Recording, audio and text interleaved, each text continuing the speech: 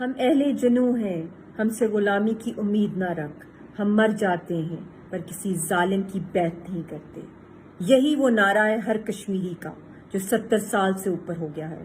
ہم پہلے 70 سال ہندوستان کی دہشت گرد آرمی کا مقابلہ کر رہے تھے، مگر 2 سال پہلے جب 5 اگست کو مودی کی خونی سرکار نے 370 اور 35A کو جب ایبروگیٹ کیا اور ہندوستان کی عوام کو یہ حق دے دیا کہ وہ آئیں اور اللیگلی کشمیریوں کی زمینوں پہ قبضہ کریں، ہمیں اپنے گھروں سے نکال دیں، ہمارے ووٹر رائٹس لے لیں، ہمارے اونرشپ کے رائٹس لے لیں، ہمیں اسٹیٹ لیس کر دیں، ہمیں ریفیوجی بنا لیں، ہمارے سارے حقوق کو چھین کے یہاں پہ قبرستان بنا دیا جائے اور پھر ہندوستان یہاں پہ راج کرے، یہ کبھی بھی ممکن نہیں ہوگا انشاءاللہ تعالی۔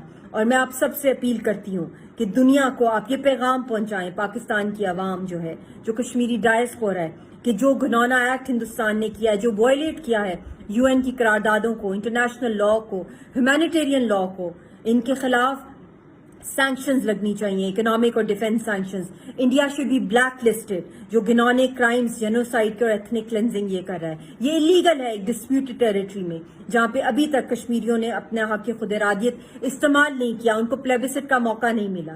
کیا ہندوستان سمجھتا ہے کہ ایک منی انڈین کالونی بنا کے یہ اپنے جو عزائم میں کامیاب ہو جائے گا؟ بالکل نہیں، نہ پہلے ہی کامیاب ہوا، نہ انشاءاللہ تعالی یہ آگے ہوگا۔ قربانیاں کبھی رائیگان نہیں جائیں گی۔